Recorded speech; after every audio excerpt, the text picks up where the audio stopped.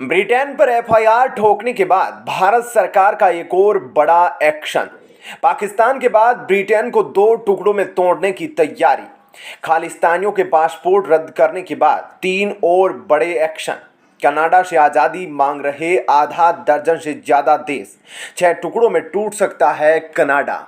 दोस्तों, भारत विरोधी खालिस्तानियों का समर्थन करके कनाडा और ब्रिटेन दोनों बुरी तरह से फंस चुके हैं। इन दोनों देशों में अचानक सेपरेटिस्ट मूवमेंट तेज होता दिखाई दे रहा है, जो कनाडा और ब्रिटेन से टूटकर अलग होना चाहते हैं। कई लोग मान रहे हैं कि कनाडा और ब्रिटेन को सबक सिखाने में भारत मास्टर प्लान खेल सकता है। भारत ने 1971 में जो हाल पाकिस्तान का किया था, अब वही हाल ब्रिटेन का भी हो सकता है। इसके बारे में हम आपसे आगे डिटेल में चर्चा करेंगे।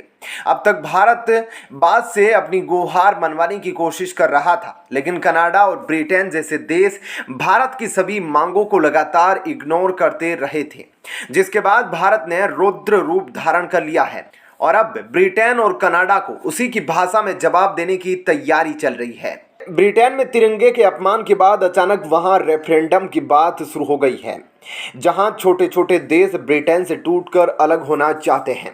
एक तरफ तो भारत सरकार भी अपने लेवल पर खालिस्तानियों के खिलाफ कार्रवाई शुरू कर दी है।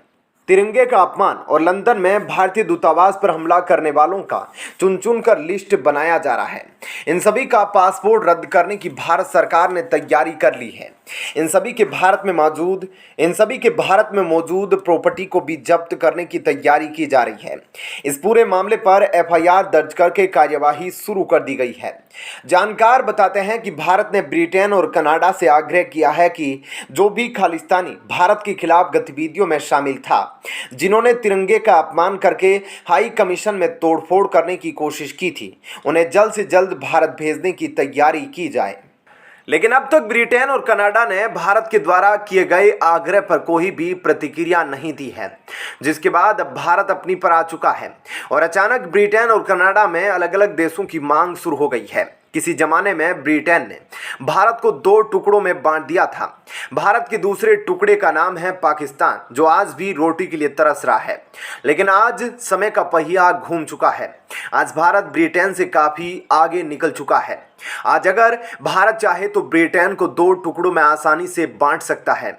इस बड़े ब्रेकिंग न्यूज को सुनकर पूरी दुनिया हैरान है, जिसकी चर्चा हम आगे करेंगे। लेकिन उससे पहले आइए जान लेते हैं एक और दिलचस्प बात।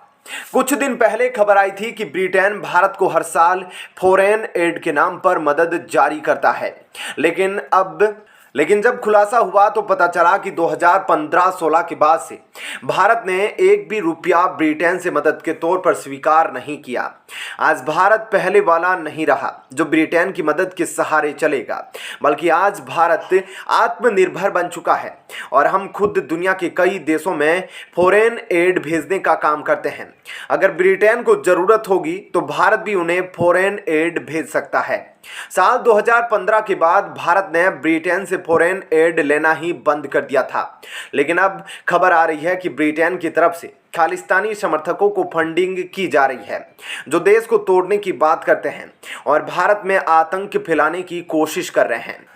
हालांकि भारत ने पहले कई बार ब्रिटेन से कहा कि आप खालिस्तानियों के खिलाफ बड़े कदम उठाइए, लेकिन ब्रिटेन भारत की कोई भी बात ठीक से नहीं सुनता, बल्कि वह लगातार खालिस्तान को फंडिंग देने का काम कर रहा था।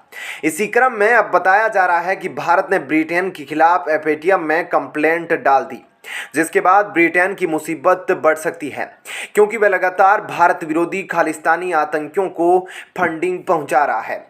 भारत ने जब से पाकिस्तान को एफएटीएफ की लिस्ट में डलवाया था, उसके बाद से ही पाकिस्तान की इकोनॉमिक हालत बेहद खराब हो गई थी। आज पाकिस्तान में लोग रोटी के लिए दंगा कर रहे हैं और रोज मर रहे हैं। हो सकता है कि भारत की पहल से आने वाले समय में ब्रिटेन को भी एफएटीएफ की लिस्ट में डाल दिया जाए, जिसके बाद ब्रिटेन की हालत पाकिस्तान से भी बुरी हो सकती है। दोस्तों, क्या आपको लगता है कि ब्रिटेन को एफएटीएफ में डाल देना चाहिए? अपनी राय नीचे कमेंट बॉक्स में हमें जरूर बताइएगा। अब तक ब्रिटेन भारत को बेहद हल्के में ले रहा था, लेकिन अचानक उसके देश में आज़ादी के नारे लगने लगे। आप सभी जानते हैं कि स्कॉटलैंड ब्रिटेन का हिस्सा है जो हमेशा ब्रिटेन से अलग होने के लिए संघर्ष करता रहता है। जब से लंदन में खालिस्तानियों की भारत विरोधी गतिविधियां बढ़ी है, ठीक उसके बाद ही अचानक स्कॉटलैंड ने भी ब्रिटेन से आज़ादी के नारे लगा दिए हैं। यहाँ चौंकाने वाली बात यह है कि स्कॉटलैंड सेपरेटिस्ट मूवमेंट का नेतृत्व पाकिस्तानी मूल के हमजा यूसुफ कर रहे हैं। कई लोग इसे भारत वर्सेज पाकिस्तान युद्ध भी बता रहे हैं, क्योंकि एक तरफ पूरे ब्रिटेन की कमान भारतीय मूल के ऋषि सुनक के हाथों में है, तो वहीं दूसरी तरफ स्कॉटलैंड की कमान पाकिस्तानी मूल के हमजा यूसुफ के हाथों में है, जो स्कॉटलैंड के सबसे बड़े नेता माने जाते हैं। दोस्तों, एक समय था जब ब्रिटेन ने भारत और पाकिस्तान को अलग बांट दिया था, और आज का समय देखिए जब भारत और पाकिस्तान के नेता ब्रिटेन में राज कर रहे हैं, और अगर वे चाहे तो ब्रिटेन को कई टुकड़ों में तोड़ सकते हैं। ब्रिटेन में अभी देखा गया है कि हिंदुओं की संख्या अचानक से बढ़ रही है, जो हर तरह से संपन्न माने जाते हैं। वहीं दोस्तों, विशेषज्ञ मानते हैं कि ब्रिटेन के सम्मान में भारत ने 1949 से ही कॉमनवेल्थ ज्वाइन कर रखा है, लेकिन आज भारत कॉमनवेल्थ के सभी मेंबर्स में सबसे ज्यादा ताकतवर और अमीर बन गया है। ऐसे में अब कॉमनवेल्थ से बाहर निकलकर भारत ब्रिटेन को सबक सिखाना चाह रहा है, ताकि वे जल्द से जल्द खालिस्तानियों के खिलाफ बड़ा कदम उठाए या फिर असली बर्बादी के लिए तैयार रहे। आपको बता दें कि इस वक्त भारत के रडार पर केवल यूके ही नहीं बल्कि कनाडा भी है। अचानक देखा गया है कि जब से कनाडा में भारत के खिलाफ खालिस्तानी फिर से एक्टिव हो गए हैं, उसके बाद से ही कनाडा को तोड़ने की बात शुरू हो गई है। दरअसल कनाडा में आज भी कई ऐसे ग्रुप हैं जो कनाडा से टूटकर अपना अलग देश बनाना चाहते हैं, जिसमें क्यूबेक नाम का सबसे ऊपर आता है। ज़्यादातर क्यूबेक फ्रेंच भाषा बोलते हैं और जिन्हें कनाडा में अंग्रेजों ने जबरन अपने देश में शामिल कर रखा है। कनाडा शुरू से ही खालिस्तानियों का गढ़ रहा है, जो भारत सरकार की रिक्वेस्ट को नज़रअंदाज करता आया है। आज भी कई ऐसे अपराधी और आतंकवादी हैं जो भारत से भागकर कनाडा में छुपकर बैठे हैं। भारत ने कई बार कनाडा से रिक्वेस्ट की थी कि इन सभी अपराधियों और आतंकवादियों को वापस भारत भेजा जाए, जिसके बाद अब भारत सरकार को कनाडा को उसी की भाषा में जवाब देने की ज़रूरत आ गई है। अचानक देखा गया है कि क्यूबेक के अलावा और भी कई संगठन आज़ादी के नारे लगाने लगे हैं, जो कनाडा से टूटकर अलग होना चाह रहे हैं।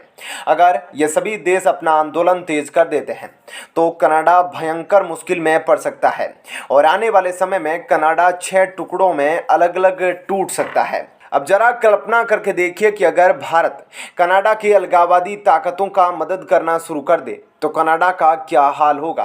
ठीक उसी प्रकार अगर भारत ब्रिटेन को तोड़ने वाली ताकतों के पक्ष में आवाज़ उठाना शुरू कर दे तो ब्रिटेन पर क्या बीतेगी। आप अपनी राय नीचे कमेंट बॉक्स में लिखिएगा कि क्या खालिस्तान मुद्दे पर ब्रिटेन और कनाडा को सबक सिखाने के लिए भारत को उनके देश में चल रहे अलगाववादी ताकतों का समर्थन करना चाहिए या नहीं, जरूर बताएं। साथ ही वीडियो को लाइक शेयर जरूर करें। धन्यवाद। जय हिंद।